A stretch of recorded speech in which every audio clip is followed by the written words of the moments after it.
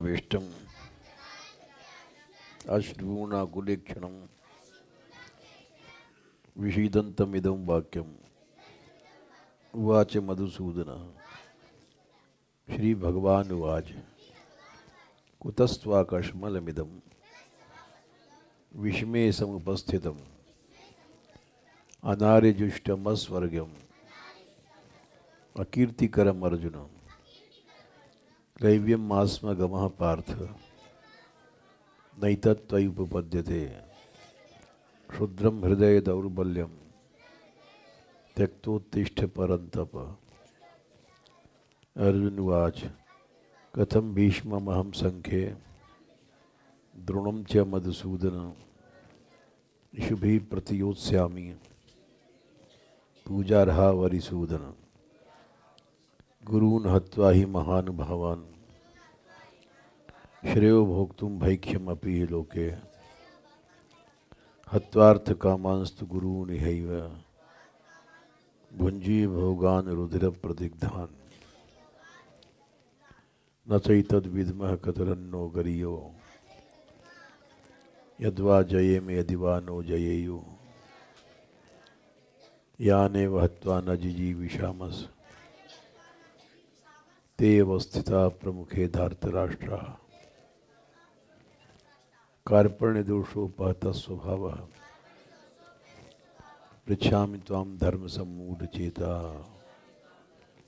यच्छ्रेयः स्यान्निश्चितं ब्रूहि तन्मे शिष्यस्तेऽहं शाधि मां त्वां प्रपन्नं न हि प्रपश्यामि ममापनुद्यात्। यच्छोकमुच्छोषणमिन्द्रियाणाम् अवाप्य भूमा वसपत्नवृद्धं राज्यं सुराणामपि चाधिपत्यम्। संजय उवाच एवमुक्त्वा ऋषिकेशं गूढाकेशः परन्तप न योत्स्येति गोविन्दं त्वं तूष्णीं बभूवः। तमुवाच ऋषिकेशः प्रसन्नैव भारत सेनयोरुभयोर्मध्ये विषीदन्तमिदं वचः। श्रीभगवानुवाच अशोच्यान्यन्वशोचस्वं प्रज्ञावादांश भाषसे गतासु न गतासूंश्च नानुशोचन्ति पंडिताः। न त्वेवाहं जातु नासं न त्वं नेमे जनाधिपाः न चैव न भविष्यामः सर्वे वयमतः परम्। दैनोऽस्मिन् यथा देहे कौमारं यौवनं जरा तथा देहान्तरं प्राप्तिर्धीरस्तत्र न मुह्यति।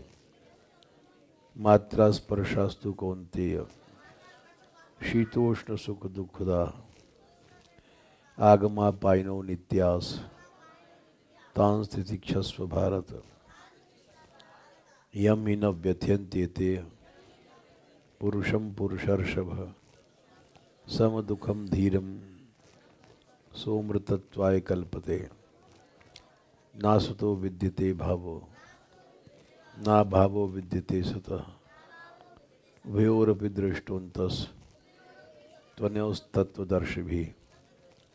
अविनाशी तु तद्विद्धि येन सर्वमिदं ततं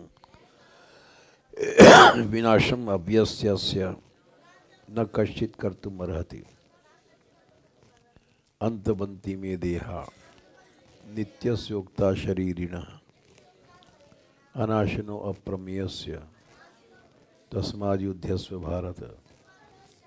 य एनं वेत्ति हन्तारं यश्चैनं मन्यते हतं उभौ तौ न विजानीतो नायं हन्ति न हन्यते न जायते मृते वा कदाचित्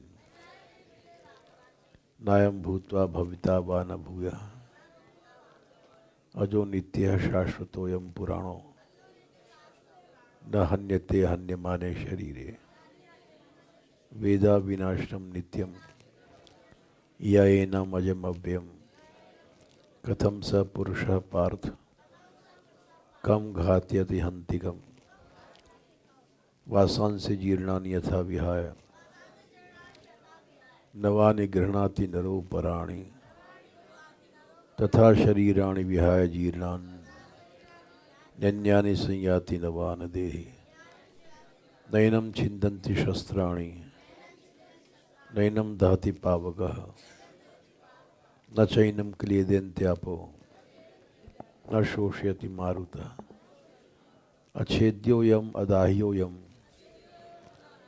अक्लेद्यो अशोष्य एव च नित्यः सर्वगतः स्थाणु रचलोऽयं सनातनः अव्यक्तोऽयम् अचिन्त्योऽयम् अविकार्योऽयम् उच्यते तस्मादेवं विदित्वैनं नानुशोचितुमर्हसि अथ चैनं नित्यजातं नित्यं वा मन्यसे मृतं तथापि त्वं महाबाहो नैवं शोचितुमर्हसि जातस्य ध्रुवो मृत्युर्ध्रुवं जन्म मृतस्य च तस्माद् अपरिहारे अर्थे न त्वं शोचितुमर्हसि अव्यक्तादीनि भूतानि व्यक्तमध्यानि भारत अव्यक्तनिधनान्येव तत्र का परिदेवना आश्चर्यवत् पश्यति कश्चिदेनम्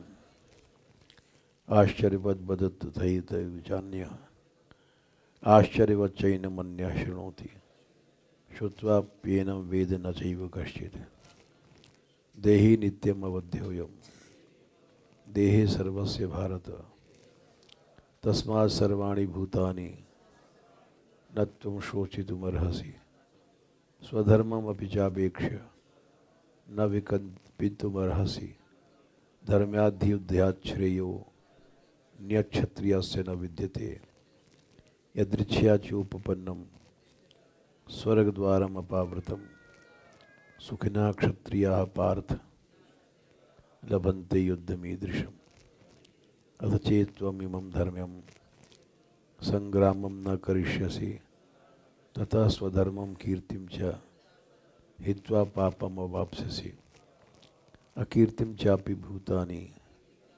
कथयिष्यन्ति ते व्यां संभावितस्य च कीर्तिर्मरणादतिरिच्यते भयादरणात् प्रवृत्तं मंसन्ते त्वां महारथाः येषां च त्वं बहुमतो भूत्वा यास्यसि लाघवम् आवाच्य वादांश बहून् वदिष्यन्ति तवाहिताः निन्दन्तस्तव सामर्थ्यं ततो दुःखतरं नु किम् हतो वा प्राप्स्यसि स्वर्गं जित्वा वा भोक्ष्यसे महीम् तस्मादुत्तिष्ठ कौन्तेय युद्धाय कृतनिश्चयः सुख दुखे समय कृत्वा लाभालाभौ जयाजयौ ततो युद्धाय युज्यस्व नैवं पापम् अवाप्स्यसि एषा ते विहिता सांख्ये बुद्धिर्योगे त्विमां शृणु बुद्ध्या युक्तो यया पार्थ कर्मबन्धं प्रहास्यसि नेहा विक्रम नाशोस्ति प्रत्यवायो न विद्यते स्वल्पमप्यस्य धर्मस्य त्रायते महतो भयात् व्यवसायात्मिका बुद्धि रेके ही कुरुनंदन बहुशाखा ह्यनन्ताश्च बुद्धयो अव्यवसायिनां याम यमां पुष्पितां वाचं प्रवदन्त्या विपश्चितः वेदवादरतः पार्थ नान्यदस्तीति वादिनः कामात्मानः स्वर्गपरा जन्म कर्म फलप्रदां क्रिया विशेष बहुलां भोगैश्वर्य गतिं प्रति भोगैश्वर्य प्रसक्तानां तया परितचेतसां व्यवसायात्मिका बुद्धि समाधौ न विधीयते त्रैगुण्य विषया वेदा निस्त्रैगुण्यो भवार्जुन निर्दो नित्यसत्वस्थो निर्योगक्षेमात्मवान् यावान अर्थोत्पाने सर्वतः संप्लुतोदके तावान सर्वेषु वेदेषु ब्राह्मणस्य बीजानता। ये श्लोक किसने पूछा था? है ब्रजरानी? है यहाँ पर कि नहीं है? समझी कि नहीं समझी? नहीं समझी तो फिर से बताएंगे। त्रैगुण विषया वेदा निस्त्रैगुण्यो भवार्जुन निर्द्वंदो नित्य सत्वस्थो निर्युगो क्षेमात्मान यावान अर्थोदपानो सर्वतः संप्लुतोदके तावान सर्वेषु वेदेषु ब्राह्मणस्य विजानता। ये श्लोक थोड़ा कठिन भी है। कर्मण्येवाधिकारस्ते मा फलेषु कदाचन माँ कर्म फल हेतुर्भूर माते संगोस्त्व कर्मणि योगस्थ कुरु कर्माणि संगम त्यक्त्वा धनंजय सिद्ध सिद्ध्यो समभूत्वा समत्वम योग उच्यते। दूरेण ह्यवरम कर्म बुद्ध योगात् धनंजय बुद्धौ शरणमन्विच्छ कृपणा फल हेतवा बुद्धियुक्तो जहाति ही उभय सुकृत दुष्कृते तस्माद् योगायुज्यस्व योगः कर्म सुकौशलम कर्मजं बुद्धियुक्ता ही फलम त्यक्त्वा मनीषिणः जन्म बंध विनिर्मुक्ता पदम गच्छन्त्यनामयम् यदा ते मोहकलिलं बुद्धिर्व्यतितरिष्यति तदा गन्तासि निर्वेदं श्रोतव्यस्य श्रुतस्य च। श्रुति विप्रतिपन्ना ते यदा स्थास्यति निश्चला समाधः वचला बुद्धि तदा योगं वाप्स्यसि। अर्जुन उवाच स्थित प्रज्ञस्य का भाषा समाधिस्थस्य केशव स्थितिधि किं प्रभाषेत किमासीत ब्रजेत किम। श्री भगवान उवाच प्रजहाति यदा कामान सर्वान् पार्थ मनोगतान् आत्मन्येवात्मना तुष्टः स्थित प्रज्ञस्तदोच्यते। दुःखेष्वनुद्विग्नमनाः सुखेषु विगतस्पृहः वीतराग भय क्रोधः स्थित धीर मनुरिच्यते। यहाँ तक हुआ था कि नहीं?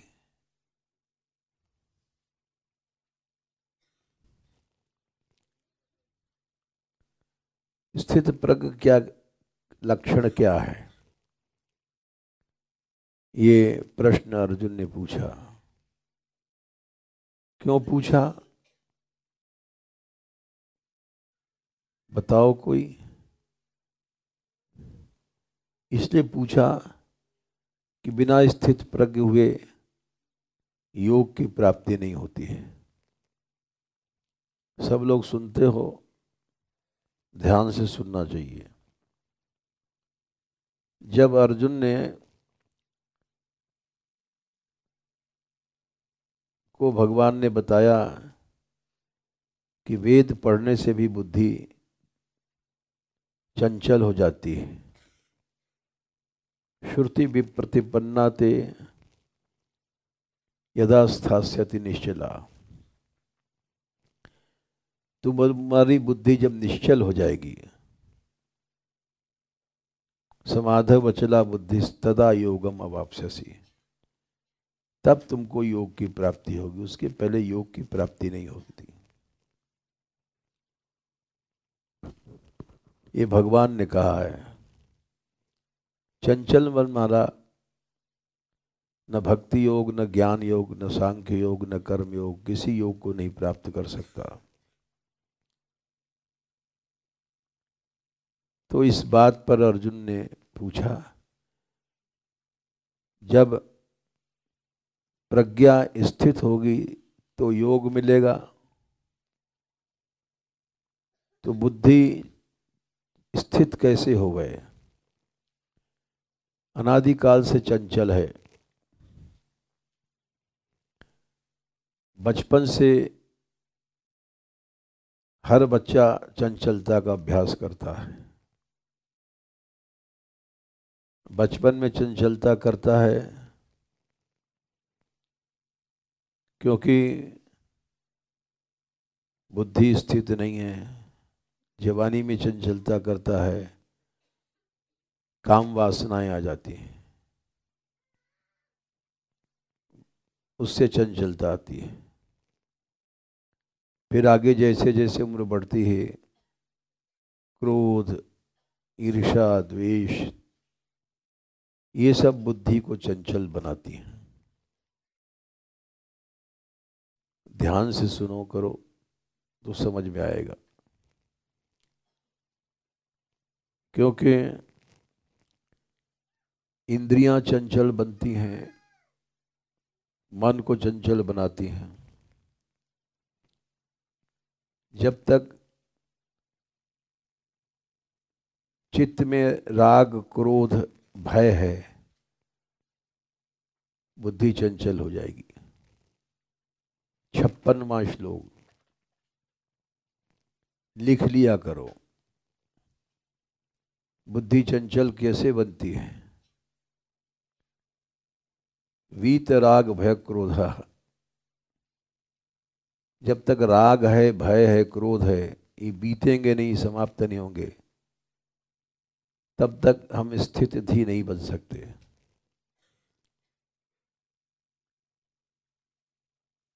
सबसे बड़ा चंचलता का कारण होता है राग। ये सब बात समझोगे नहीं तो गीता पढ़ने से कोई लाभ नहीं है। जब समझ में नहीं आएगी तो क्या तुम बनोगे?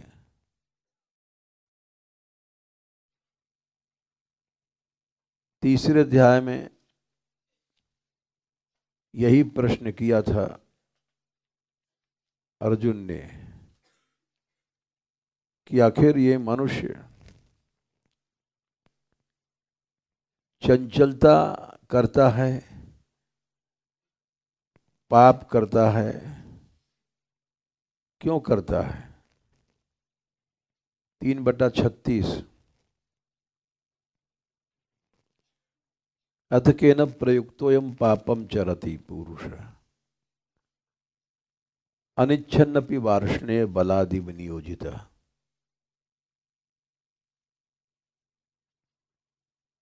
अनिच्छन, नहीं चाहता हुआ भी पाप करता है, क्योंकि गलत काम करने से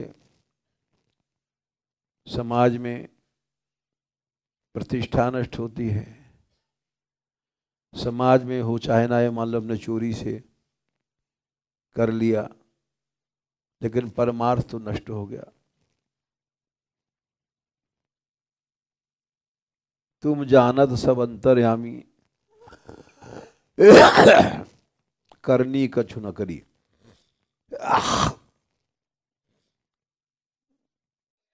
पद में कहा गया है कि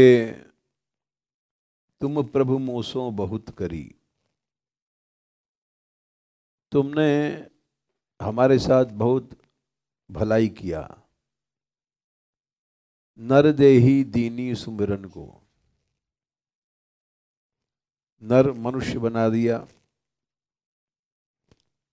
लेकिन मोह पापी सो कछु न सरी। जग में जगत पाप बहु कीने, आदि अंतलों सब बिगड़ी। इस सब पदों को संबंध है गीता के ज्ञान से, भगवान के ज्ञान से जुड़ा हुआ। इन पदों को समझना चाहिए। बड़े बड़े महापुरुष भय हैं, इन लोगों ने अनुभव किया, समझा, तो जगत में जन्म पाप बहु कीने, हमने बहुत पाप किया, आदि अंत लो सब बिगड़ी। बोले पाप क्या किया, आपकी ओर नहीं आए, तुमने दिया था नर देही सुमिरन, सुमिरन को, नर देही दीनी सुमिरन को। सुमिरन माने भगवान का भजन स्मरण करने के लिए मनुष्य बनाया, और हमने सुमिरन नहीं किया। सुमिरन किया संसार का। संसार का सुमिरन क्यों किया? वही प्रश्न यहां अर्जुन ने पूछा है कि मनुष्य पाप क्यों करता है। तो भगवान ने 3/37 में कहा है, केवल एक काम चीज ऐसी होती है, काम और क्रोध। ये महाशन बहुत खाते हैं। अशन माने खाना, महापापी है ये, इनका कभी पेट नहीं भरता। क्यों? काम वासना है, एक बार दो बार भोग लिया, बढ़ती जाती है। क्योंकि काम एक अग्नि है, और अग्नि का नाम है अनल। अनल माने न अलम, बस मना नहीं करती अग्नि, जितना उसमें डालते जाओगे वो खाती जाएगी, आग बढ़ती जाती है। इसलिए उसको अनल कहते हैं। नास्ति अलम यस्मिन, जो बस करना नहीं जानती है। तो इसीलिए यहाँ पर काम को अनल कहा गया है। 3/39 में काम को दुष्पूर अनल कहा गया है। इसका कभी पेट नहीं भरेगा। भोगते भोगते मनुष्य मर जाता है, बुढ़ापे में कभी पेट नहीं भरता। दुष्पूरेण अनलेन च, 3/39 में भगवान ने कहा है, काम क्या है? दुष्पूर अनल है, कभी भी इसका पेट नहीं भरेगा। क्योंकि महाशन, इसका नाम रखा है महाशन, बहुत खाता है। कितनों खाते चले जाओ, कितना भोग भोगते जाओ। जो महाशन होता है वो महापापी होता है। जितना भोग भोगता है उतना ही बड़ा पापी बनता है। महाशनो महापाप मानो। तो ये बुद्धि को चंचल करता है। धूमेनावृतो वह्निर् यथा दर्शो बलेन च, सब तरफ से खराब कर देता है। तो इसलिए भगवान ने कहा ये 3 शत्रु हैं, वीतराग भय क्रोधा, 2/56, स्थित धीर मुनिरुच्यते। राग भय क्रोध चला जाएगा, तब हम स्थित प्रज्ञ बनेंगे, नहीं तो चंचल बने रहेंगे। एक बार रामकृष्ण परमहंस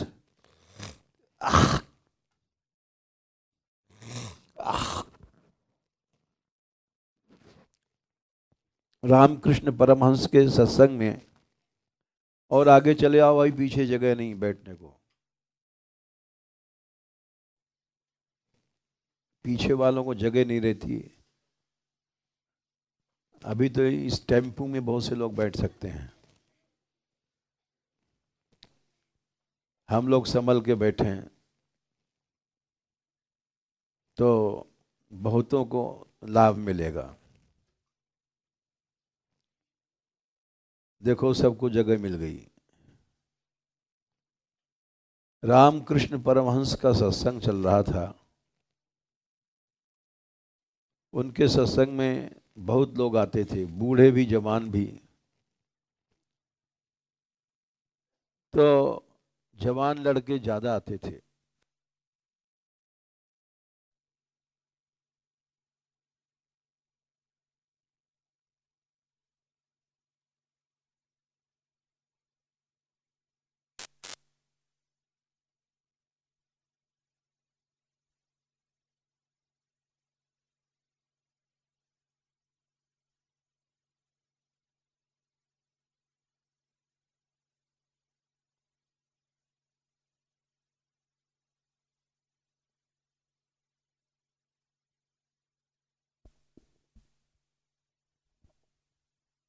उनके ये भी बंद है।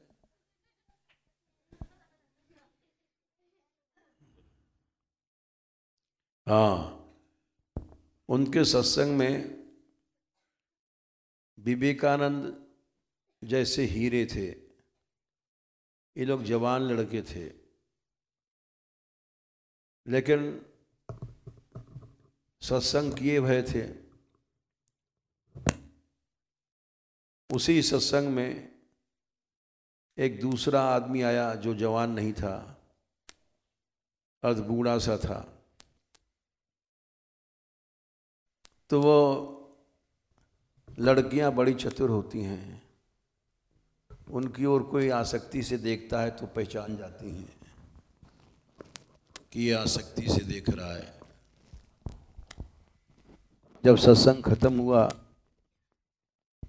तो उसमें लड़कियों ने प्रश्न किया कि जवान लड़के भी बैठे थे, ये हमें नहीं देख रहे थे। वो अध बूढ़ा सा जिसकी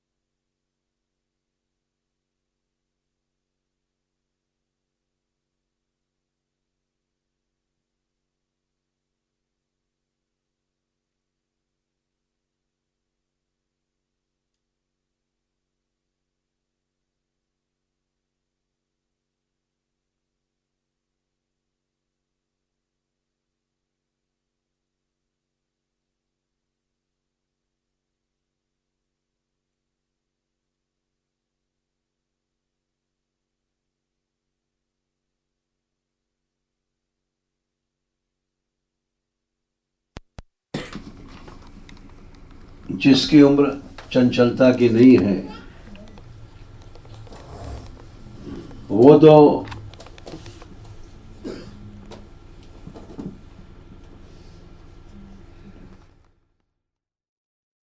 स्थिर बैठे हैं, और ये नया आदमी बार बार दबी आंखों से हमको सबको देख रहा था। तो इसका कारण क्या है? तो रामकृष्ण परमहंस ने कहा, एक बार मैं घूमने गया था तो वहां जो बैल होते हैं उनको उनका अंडकोश कूच देते हैं तो वो भोग की शक्ति नष्ट हो जाती है। तो दो बैल थे, एक तो शांत खड़ा था, एक गाय को देख करके उछल कूद कर रहा था। तो उन्होंने पूछा है, उन्होंने पूछा कृषक से, एक बैल तो शांत है और एक क्यों उछल कूद कर रहा है। तो उन्होंने कहा ये भोगी पहले भोग करके आया था, इसके अंदर भोग के संस्कार हैं और इसके अंदर संस्कार नहीं है। संस्कार ही बड़े प्रबल होते हैं, संस्कार नष्ट नहीं होते हैं। संस्कारों का नाश ज्ञान से नहीं होता है, संस्कारों का नाश संस्कार से होता है। ये हमने अनुभव किया। जैसे अभी डॉक्टर ने कहा था ऑपरेशन के पहले आपकी सारी मेमोरी चली जाएगी, सारी स्मृति चली जाएगी। ये ऑपरेशन पुनर्जन्म करता है। तो हुआ भी, ऑपरेशन से हमारी सारी गीता भागवत याद थी, चली गई। संख्याएं याद थी, सब चली गई। लेकिन फिर भी हम सत्संग दे रहे हैं क्योंकि स्मृति चली गई लेकिन संस्कार नहीं गया। उस संस्कार के कारण ही फिर से सत्संग चला गया। तो संस्कार ऐसी चीज है जो इसको बीमारी भी नष्ट नहीं कर सकती, मौत भी नष्ट नहीं कर सकती। मनुष्य मर जाता है, मरने के बाद बच्चा जन्म लेता है तो माँ का दूध पीता है तो दूसरा स्तन पकड़ लेता है, संग्रह की आदत बनी रहती है। कोई दूसरा आदमी माँ की गोद में बैठ जाए तो लात मारता है, चिढ़ता है। राग द्वेष के संस्कार नष्ट नहीं होते हैं। संस्कारों को मृत्यु भी नष्ट नहीं कर सकती। संस्कार इतने बली होते हैं, बस वो संस्कार ही आवागमन के बंधन कारक हैं। भिद्यते हृदय ग्रंथि छिद्यन्ते सर्व संशया क्षीयन्ते चास्य कर्माणि तस्मिन् दृष्टे परावरे। ये उपनिषद का मंत्र है और भागवत में भी श्लोक आता है, क्योंकि सब जगह लिखा हुआ है, सत्य सिद्धांत है। हृदय की गांठ जब टूट जाएगी तब भिद्यते हृदय ग्रंथि क्षीयन्ते सर्व संशया, तब संशय नष्ट होंगे और तब तुम्हारे सब संस्कार कर्म नष्ट हो जाएंगे। तस्मिन् दृष्टि परावरे, उस सत्य के देखने के बाद, अनुभव के बाद संस्कारों का नाश नहीं होता है। याद रखो, संस्कारों का नाश हो जाएगा तो हम मुक्त हो जाएंगे। संस्कारों को नाश नहीं होता है, चाहे पढ़ लो लिख लो। प्रकृतिम यान्ति भूतानि निग्रह किम करिष्यति। भगवान ने तीसरे अध्याय में 33वें श्लोक में कहा है, निग्रह विग्रह कुछ नहीं, साधु बन गए कुछ नहीं, संयम फयम कुछ काम नहीं देगा। 3/33। क्योंकि मनुष्य अपने प्रकृति मन स्वभाव के में बंधा हुआ है। सहजम कर्म कौन्तेय, उसमें हर व्यक्ति बंधा हुआ है। और इस बात को भगवान ने जाने कितनी बार कहा है।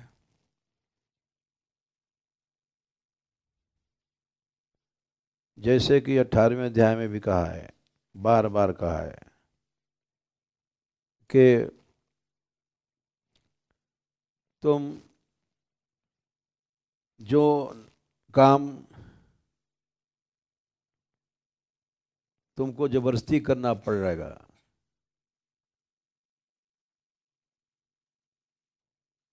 स्वे स्वे कर्मणि विरत संसिद्धि लभते नरः। 18वें अध्याय में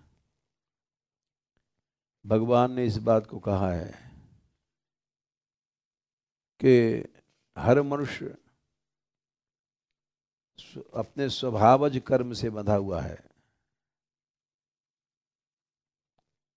इसलिए उससे बंधा होने के कारण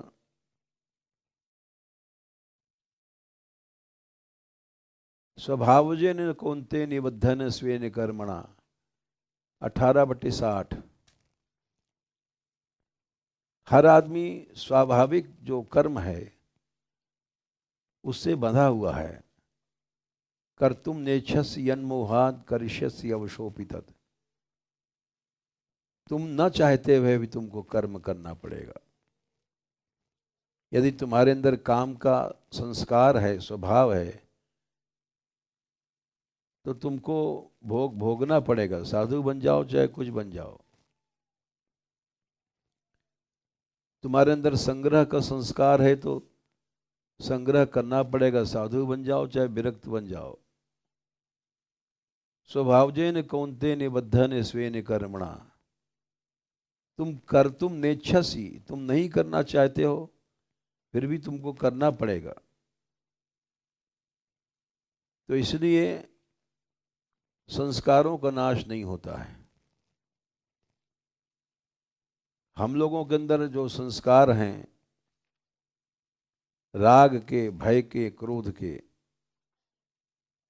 वो अनादिकाल से चले आ रहे हैं। और वो जब तक हैं बुद्धि को चंचल बनाते हैं। इसलिए भगवान ने कहा वीतराग भय क्रोध, ये 3 विशेष करके हैं। राग माने काम। भगवान ने इस बात को कामः क्रोधः तथा लोभस् तस्माद् एतत्त्रयम् त्यजेत् 16वें अध्याय में आखिर में भगवान ने कहा है कि ये 3 शत्रु हैं, ये नरक के दरवाजे हैं। त्रिविधम नरकस्य इदं द्वारम नाशनमात्मना। 16वें अध्याय में 21वें श्लोक में भगवान ने कहा है ये तीनों नरक के दरवाजे हैं जो जीव को नरक पे ले जाते हैं। काम, क्रोध और लोभ। तस्माद् एतत्त्रयम् त्यजेत्। इन तीनों को छोड़ दो। एतैर्विमुक्तः कौन्तेय तमो द्वारैः त्रिभिर्नरैः। फिर तुम अपने कल्याण के लिए भजन करोगे तो निश्चय सिद्ध हो जाओगे। आचरत्यात्मना श्रेयस्ततो याति पराम गतिम्। इन तीनों का नाम, काम का दूसरा नाम है राग, और क्रोध का नाम क्रोध ही है। लोभ, ये तीनों पर्यायवाची हैं। क्रोध ही आदमी से भय लगता है। तो काम, क्रोध, लोभ, राग, भय, क्रोध, ये सब एक ही चीज है। ये बुद्धि को चंचल बनाते हैं। लोभी आदमी के अंदर भय छिपा रहता है। तुम्हारे पास पैसा है, सोचोगे चंदा लोग मांग रहे हैं, कहीं हमसे मांगने ना जाए। भय छिपा रहता है। लोभ में भय है। काम, क्रोध, तो इसलिए ये चंचल बनाते हैं मन को। जब तक राग, भय, क्रोध है तब तक बुद्धि स्थित नहीं हो सकती है। बुद्धि स्थित होगी 2/56। वीत राग भय क्रोध। राग, भय, क्रोध चला गया, स्थिति हो गई। उसको मुनि कहते हैं। वो मुनि बन गया।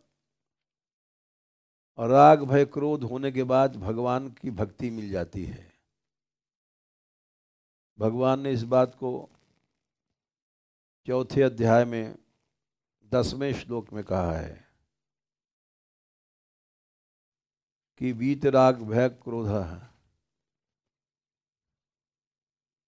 मनमया माम उपाश्रिता भवो ज्ञान 4/10।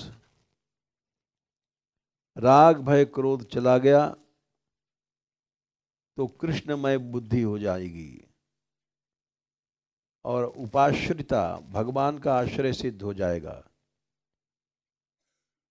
उसके पहले भगवान की शरण में जीव नहीं रहता। राग भय क्रोध भगवान की शरण से हटा देते हैं।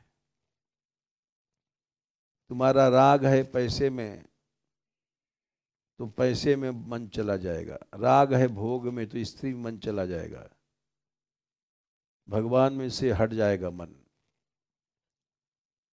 तो इसलिए मनमय माने कृष्णमय नहीं हो सकते हो तुम जब तक राग भय क्रोध है, तब तक मनमय माने कृष्णमय नहीं हो सकते हो। उपाश्रिता भगवान का आश्रय नहीं हो सकता है। ये राग भय क्रोध तुम्हारा आश्रय हटा देते हैं, मन को चंचल करके वहां से हटा देते हैं, दूसरी जगह टिका देते हैं। भय है, जहां से भय है, मान लो सर्प घुस आया घर में, जब तक नहीं चला जाएगा तब तक तुम्हारे मन में भय बना रहेगा और वहीं ध्यान होता रहेगा। किसी से द्वेष है, क्रोध है, शत्रु है, जब तक वो हट नहीं जाएगा, मर नहीं जाएगा, तब तक तुम्हारा मन वहां जाता रहेगा। राग है तुम्हारा, मान लो स्त्री में, बच्चों में, कहीं भी, तो वहीं मन बार बार जाएगा। तो कृष्ण में मन लगाने के लिए भगवान स्वयं कहते हैं राग भय क्रोध हटा दो, फिर मनमय हो जाओगे और मामुपाश्रित भगवान का आश्रय सिद्ध हो जाएगा। बोले कठिन है? बोले नहीं, बहु ज्ञान तपसा, ज्ञान रूपी तपस्या से पवित्र हो जाओगे। ज्ञान तपस्या क्या है? यही ज्ञान तपस्या यही है जो भगवान ने गीता में दिया है। अपने विकारों को जानना, अपने मन को जानना, अपने मन की स्थिति को देखना, अपने मन की चंचलता को समझना, ये ज्ञान तपस्या है। इसी को ज्ञान तप कहते हैं।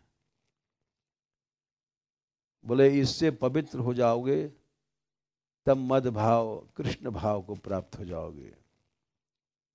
उसके पहले 4/11 ये यथा माम प्रपद्यन्ते तांस तथैव भजाम्यहम्। तुम्हारी जैसी शरणागति है वैसे ही उसी रूप में भगवान तुमको मिलेंगे। मम वर्तमानुवर्तन्ते मनुष्या पार्थ सर्वशः। संसार के जितने आदमी हैं हमारे ही रास्ते पे तो चल रहे हैं, आनंद चाहते हैं, सुख चाहते हैं, और आनंद सुख भगवान का स्वरूप है। ये श्लोक बड़ा विचित्र है।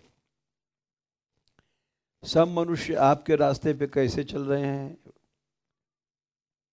ये प्रश्न है। भगवान ने कहा कि सभी आदमी हमारे रास्ते पे चल रहे हैं। मम वर्तमानुवर्तन्ते, बोले आपका रास्ता तो भजन है, सब लोग आपका भजन नहीं करते। बोले सभी करते हैं, बस फर्क यह है कि किसी ने उनका रास्ता जो आनंद का है वो भोग में समझ रखा है, तो भोग को ही वो भगवान मान लेता है, कोई पैसे के मान लेता है। तो जैसी उनकी प्रपत्ति है उसी रूप में भगवान मिलते हैं। जिसने भगवान को भोग मान लिया कि भगवान भोग में मिलता है, भोग में आनंद है, तो उसको भगवान मृत्यु रूप हो जाते हैं। जैसा जिसकी तुम्हारी जैसी शरणागति है, यथा माम प्रपद्यन्ते, तांस तथा उसी रूप में भगवान उसको मिलते हैं, क्योंकि भोग मृत्यु है। भोगैश्वर्य प्रसक्ता नाम तया प्रहृत चेतसाम व्यवसायत्मिका बुद्धि समाधौ न विधीयते। इसलिए जब तुम मृत्यु का रास्ता पकड़ लेते हो तो भगवान क्या करें, भगवान उसी मृत्यु के रूप में तुमको प्राप्त हो जाएंगे। ये अथा माम प्रपद्यन्ते तांस तथैव भजाम्यहम्, इसमें सब आ गए, भोगी, लोभी, चोर, डाकू, हत्यारे, उनकी शरणागति गलत ढंग की है। यथा माम प्रपद्यन्ते, यथा जिस प्रकार की उनकी शरणागति है, यानी शरणागति भी अलग अलग ढंग की होती है। सही शरणागति संत महात्माओं के पास जाओ तो वो समझाते हैं कि भोगैश्वर्य प्रसक्ता नाम तया प्रहृत चेतसम व्यवसायत्मिका बुद्धि समाधौ न विधीयते। भोग ऐश्वर्य से तो बुद्धि भगवान से दूर जाती है। सही शरणागति यथा माम प्रपद्यन्ते, यथा प्रपत्ति, सच्ची प्रपत्ति संत लोग बताएंगे, भक्त लोग बताएंगे। इसलिए यहाँ पर ये जो भगवान ने कहा मन चंचल होता है एकमात्र कामना के कारण, प्रजहाति यदा कामान सर्वान पार्थ मनोगतान। जब अपने सभी कामनाओं को छोड़ देता है मनुष्य, मनोगतान माने मन में ही सब कामनाएं रहती हैं, सब गड़बड़ियां मन की हैं। चंचलम ही मनः कृष्ण प्रमाथि बलभद्रम, काम कहाँ रहता है, मनोगतान। उसको जब छोड़ दिया, आत्मन्येव आत्मना तुष्ट, अपने आप अपने में संतुष्ट हो गया, तो वो स्थिति दी बन जाएगा, उसकी प्रज्ञा स्थित हो जाएगी, और वो स्थित हो जाने से उसको योग की प्राप्ति हो जाएगी। योग यानी भगवान मिल जाएंगे। भगवान ने स्पष्ट कहा है कि मन को मेरे में लगा दो और मैं मिल जाऊंगा। 12वें अध्याय में उन्होंने कहा है, मयि एव मन आधस्व मयि बुद्धिम निवेशय निविशिष्यसि मयि एव अत ऊर्ध्वम न संशय। निश्चय है, संशय नहीं है, इस बात को ब्रह्मा भी नहीं हटा सकता। तुम अपने मन बुद्धि को मेरे में लगा दो और मुझ में निवास करोगे। आफत की जड़ मन है, चंचलता की जड़ मन है। ये मन को राग भय क्रोध से हटा करके भगवान में लगा दो, भगवान मिल जाएंगे। तो इसलिए यहाँ पर ये जो स्थित प्रज्ञ है कैसे बने, इसमें भगवान ने बताया कि प्रजहाति यदा कामान, कामनाओं को जब छोड़ देता है, अपनी आत्म संतुष्टि, तो उसी समय उस स्थित प्रज्ञ हो जाता है। एक श्लोक और कलो 56। बुद्धि स्थित हो गई, इसकी पहचान क्या है? दुखेषु अनुद्विग्न मनाः सुखेषु विगत स्पृहः वीतराग भय क्रोधः स्थित धीर मुनिरुच्यते।